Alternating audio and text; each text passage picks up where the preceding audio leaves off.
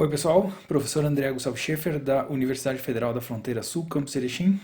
Nesse vídeo eu quero mostrar para vocês então como implementar mais um recurso do framework do Google Media Pipe que permite a gente controlar então algo, a intensidade de algo através do movimento dos dedos, por exemplo, né? Como nesse caso eu tenho um LED então conectado na porta número 11 da minha placa Arduino e eu consigo, com o reconhecimento da mão, então, fazer isso. Vou colocar minha mão aqui de modo que ela apareça. Então eu tenho aqui a mão agora aparecendo, então, na medida em que eu vou... Ó, bom, vai ser fácil de identificar o que acontece. Ó.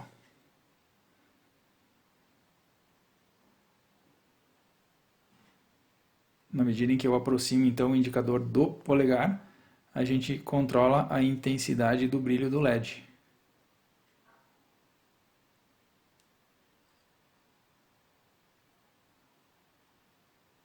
Tá legal? Assistam ao vídeo aqui, vão aprender a fazer então como fazer isso integrando o Python e o Arduino. São dois programas bastante simples, tanto de um lado quanto do outro. Então, vocês ao baixarem o arquivo .rar, se alguém se interessar, vocês vão ter acesso a esses três arquivos aqui, ó. Controle volume LED ino, foi esse o nome que eu dei, controle volume LED.py e o hand tracking module.py. Esses arquivos aqui, esse arquivo aqui eu deixei intacto tal qual eu encontrei nos websites onde eu pesquisei, né, a respeito do assunto. Na verdade eles vão constar aqui na descrição do vídeo, tá? Os links para os locais, enfim, nos quais eu me baseei, né, para criar esse vídeo. Computervision.zone, né, tem um vídeo que esse autor que fez algumas implementações nesse sentido também, utilizando o MediaPipe, utiliza. É um vídeo bem extenso, mas ele é bastante didático. E o controle de volume, enfim, foi a composição então que eu criei com base, né, nesses vídeos, enfim, nesses tutoriais, para que pudesse ser feita então a integração com o Arduino. Vamos dar uma olhadinha neles então. Vamos começar primeiro por esse daqui, então, controle volume LED.py. Então, programinha em Python. Enquanto ele vai abrindo, eu já vou abrindo então esse aqui também, ó, do Arduino. E já vou solicitar depois também para ele abrir esse arquivo em Python, que na verdade implementa uma classe da qual se utiliza, pelo menos para a implementação desse experimento, enfim, né, disso que a gente está fazendo nesse vídeo, é utilizado somente um método dessa classe. A gente vai ver qual que é. Enquanto ele vai abrindo, o programa em Arduino ele é extremamente simples, mais simples impossível, né? Nós temos, na verdade, então, pelo menos esse que eu estou exibindo, na verdade, um LED conectado no pino de saída número 11, né? Ele é um PWM, então ele permite que a gente use a escrita analógica, né?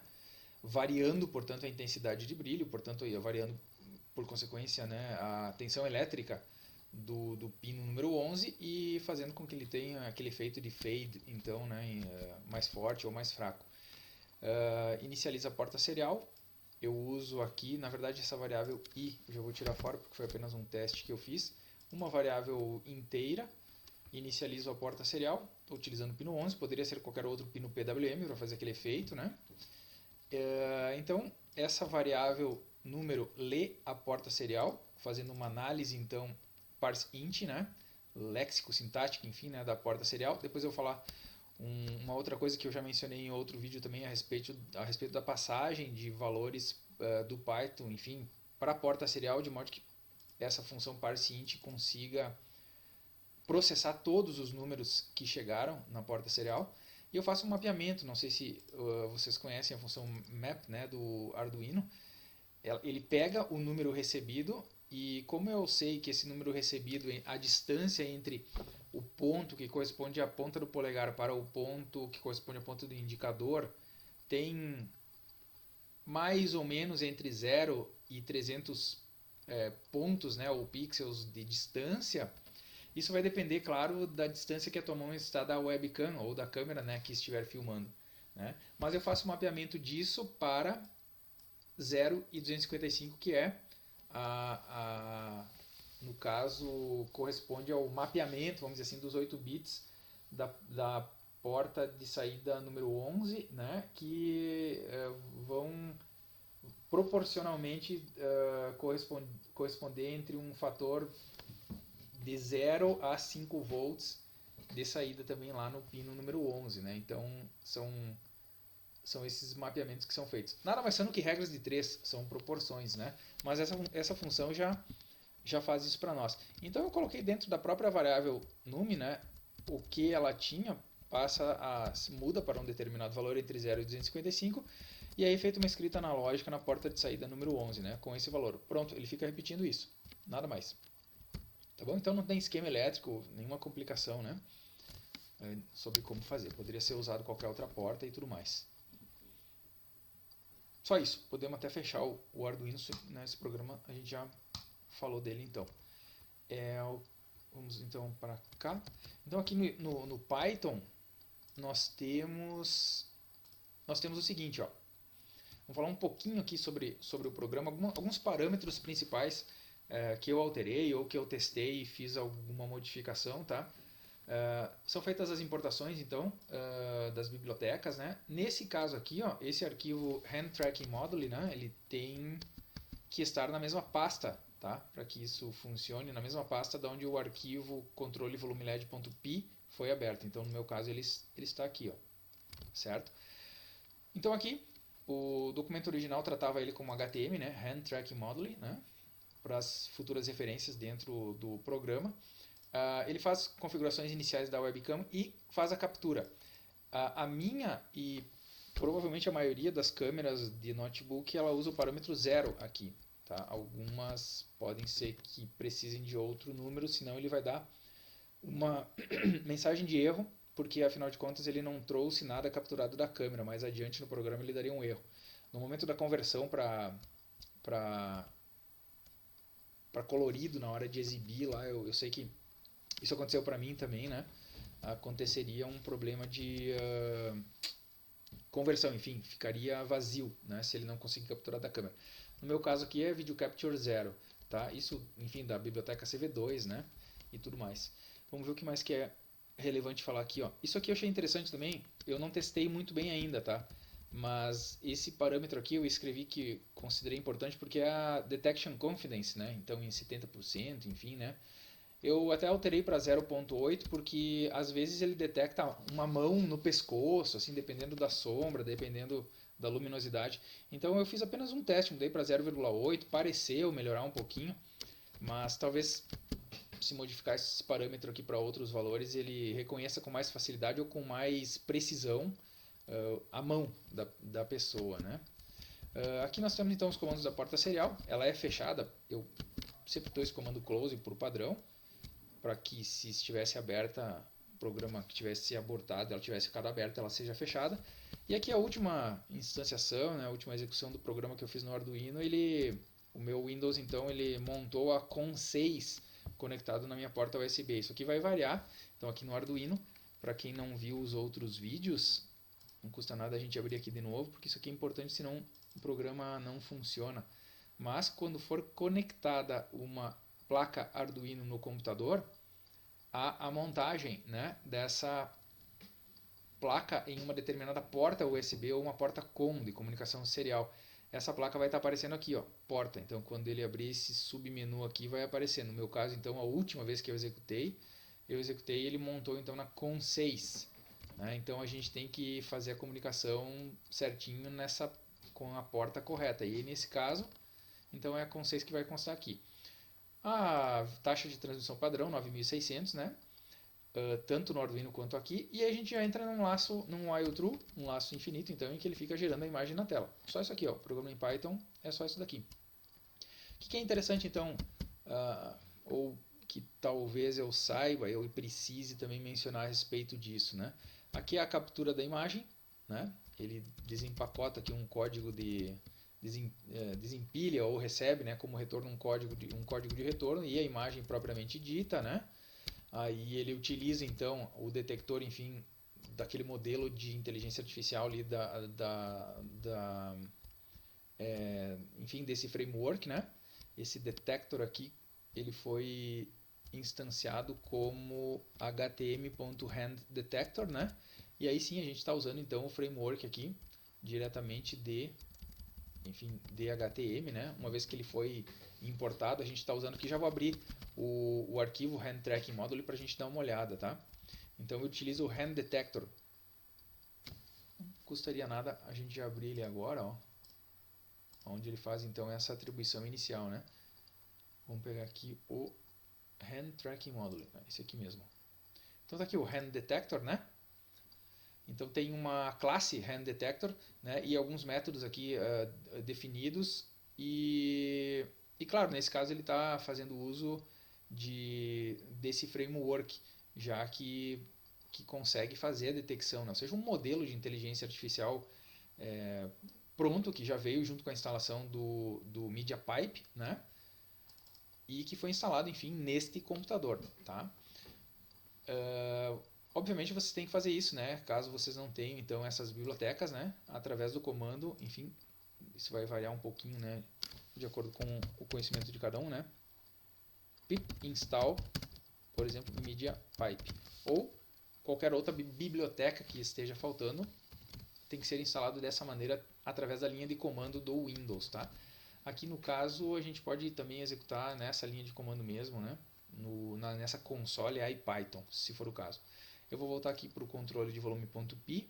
Vamos seguir um pouco adiante aqui então. Eu tenho a detecção da imagem, né? Aqui tem uma coisa interessante, ó. Esse método findPosition, dentro do hand tracking, né? Ele está fazendo uso disso daqui, ó. Só no arquivo original ele tinha um erro que eu acabei corrigindo. Esse findPosition, isso me chamou a atenção porque ele dava um erro na lista quando a gente mandava fazer isso daqui, ó. Se o tamanho da lista fosse diferente de 0, e na verdade ele retornava 2. É estranho, não sei, talvez ele retornasse 2 porque esse método findHands, findPosition, ele devolve dois parâmetros de retorno, ó, self.lmlist e esse bbox. E o valor da lmlist ficava em 2, então ele era diferente de 0, só que quando ele tentava obter, né, a lmlist de índice 4,1, no caso, para obter o valor de x e de y, né, ele dava um list out of range, uma mensagem de erro assim, porque esse valor era fixo em 2, no entanto a lista não tinha sido retornado o valor correto. Então o arquivo original ele estava assim, ó, lmlist recebe detector.findPosition, né, com os parâmetros. Só que aí ele jogava esse valor fixo de 2 na lista e não a lista propriamente dita. Então eu simplesmente instanciei, enfim, né, mandei jogar então numa variável chamada bbox, que também é uma lista, justamente porque o arquivo, então esse arquivo de classe original, ele retornava também esse bbox como parâmetro, apesar de que isso, pelo menos nesse programa, não é usado, tá? Então, depois que eu fiz isso daí, ele passou a funcionar sem problema, então dá pra gente manter ele assim. Agora sim, isso aqui funciona, né? Então a lista, como ela não vai estar vazia porque foi detectada uma determinada mão, né, na tela, eu posso extrair então as coordenadas x1 e y1 do indicador. Agora eu fiz uma observação aqui, ó, o número 4 é a ponta do dedo polegar, tá? Esse índice 4, né, nessa lista. E o 8 é do indicador. 4 é do polegar e 8 é do indicador. Uma vez que tenhamos então as coordenadas x1, y1, x2 e y2, a gente pode, através da distância entre dois pontos no plano, fazer o cálculo, né? Só que aí eu descobri que isso já faz o cálculo para nós. Senão era só implementar, né? A raiz quadrada do quadrado das diferenças e tal, né? Mas essa função aqui, da biblioteca MET, né? O HiPot, x2 menos x1, y2 menos x1, já calcula isso aqui para nós. Então, a distância foi jogada então nessa variável length, e aí nós temos então, aqui eu até fiz um print para verificar, né, um número de pixels, então, um número de pontos aí que estão de distância entre um e outro. E aí com base nisso a gente faz aquele mapeamento que foi mostrado no Arduino antes. Então o que eu fiz aqui? Ó? Eu fiz algumas conversões porque eu sempre tinha mandado caractere em formato texto pela porta serial. Então eu converti esse valor primeiramente para inteiro. Não era, acredito que não fosse necessário fazer essa conversão porque ele é um float, tá? Mas eu fiz a conversão para inteiro e depois eu converti para string. E aí eu concatenei esse caractere aqui. Ó. Já vou falar um pouquinho sobre essa cerquinha. Tá? Poderia ser outro caractere, desde que não fosse outro número. Né? Aqui eu fiz um print só para ele exibir aqui na console do Python também, desse código, e depois eu envio pela serial. Então aqui a gente vai ter duas características. Ó. Por que eu preciso disso daqui? Ó? Como eu expliquei também no outro vídeo que eu fiz, que utiliza o MediaPipe, se nós serializarmos os caracteres, os números somente inteiros, sem um caractere delimitador, se o Arduino não conseguir ler a porta serial com a mesma frequência que o Python escreve, os números vão ficar concatenados. Então eu não vou ter, por exemplo, lá o número 122 correspondendo a 122 de distância. Se eu tiver um 122 e logo em seguida for escrito, vamos colocar aqui, ó, se eu tiver um 122 e logo em seguida for escrito um 96, ele vai entender que o número é esse. E esse número aqui, na verdade, não está como não é um número válido, né, dentro daquele mapeamento que foi feito no Python. Então, esse caractere no Arduino, esse caractere delimitador entre os códigos faz com que a função parseInt transforme para um número inteiro somente o que for possível transformar até que ele encontre um caractere cerquinha. Né? Então, por exemplo, se eu passar o 123 mais uma cerquinha, não importa se depois eu passar um 45 mais uma cerquinha ou um 236 mais uma cerquinha, porque ele vai tentar converter enquanto tiver números. Quando ele chegar aqui, ó, ele vai ignorar, ele retira essa parte e transforma isso daqui em 123. E aí fica o resto para ser processado depois. Portanto, ele vai de 123 para 45, então ele lê, né, dessa maneira. Senão, ele simplesmente não ia processar nenhum código dentro. Tanto é que o LED, dessa forma, ele nem acende, né? Porque, afinal de contas, ele não está naquele mapeamento entre 0 e 200, né? Conforme o Arduino espera receber. Né? Ali, conforme a gente diz, que corresponde mais ou menos à distância entre a ponta do indicador e a ponta do polegar. Né? Entre 0 de distância e 200, enfim, talvez um pouco mais, dependendo do quão próxima a mão esteja da câmera. Tá? Então eu imprimo isso na tela, e aí, como eu não estou mandando em formato... Eu não estou mandando... Eu sempre... pelo menos nos testes anteriores que eu fiz, eu enviava dessa forma aqui, né? Em formato de string, tem que fazer uma conversão para byte. No caso, eu enviava o código 2 e aí eu colocava a cerquinha. Então eu enviava dessa forma aqui, pela porta serial. Como agora eu estou enviando a variável code, né, que é do tipo string, mas eu estou escrevendo o nome da variável, eu não posso mais fazer algo, né, utilizando a mesma sintaxe, vamos dizer assim, dessa maneira, né? Porque eu estaria enviando a palavrinha code, né, pela serial e não a variável. Então, na verdade, ela tem que passar pelo processamento desse método encode, né, para que seja enviada na porta pela porta serial, tá? Tal qual o seu conteúdo, né? Ou seja, o próprio conteúdo da variável. Então a gente teria, nesse caso aqui, sendo enviado, peraí, vou fazer um Ctrl Z, isso aí, é isso que eu tinha, né? Tinha mais alguma coisa aqui? Não. Não, aqui eu tinha feito um Ctrl C, tá certo. Então, porta serial.write code, né, esse code, né, esse código, enfim, ali essa variável que eu declarei então como string, .encode. Isso seria necessário. Então eu tenho a exibição da imagem, o cv2.waitKey, na verdade, se ele tem parâmetro 0, ele espera que tu pressione uma tecla, né? Qualquer outro parâmetro acima de 0 é um tempo em milissegundos. Então aqui eu deixo 10 milissegundos, poderia ser 1, poderia ser não muito, senão ele fica meio travado assim, né? Isso aqui na verdade não seria necessário, porque afinal de contas o while true termina aqui, né? Mas eu deixo escrito aqui também porque para fazer a carga do programa no Arduino a gente tem que fechar a porta serial. Então, para não ter que ir lá para cima, muitas vezes eu estou nessa parte do programa, eu deixo essa linha escrita para pressionar F9. Quando pressiona F9 ele fecha a porta serial e permite que uma nova atualização, se necessário, do programa aqui do Arduino seja carregado para a placa, né? Senão eles conflitam porque estão usando a mesma porta serial. Basicamente seria isso, tá? Acredito que rapidamente, então, passamos rapidamente por enfim, né, não entramos em detalhes, né? Tem muitas coisas aqui que eu não explorei ainda também do Media Pipe, enfim, né, dessas classes, enfim, desses métodos também que foram definidos aqui no Hand Tracking Module, mas no foco, né, principal que eu tenho, que seria da integração entre o Python e o Arduino, a gente já consegue pelo menos fazer a divulgação então de como isso poderia funcionar e já permite fazer algumas coisinhas, né, brincar com controles de atuadores no Arduino. Nesse caso eu utilizei um LED, poderia ser usado qualquer outro atuador, né? Um motorzinho, um servomotor, qualquer outra coisa aí que se movimente e que tenha algum controle de intensidade, né?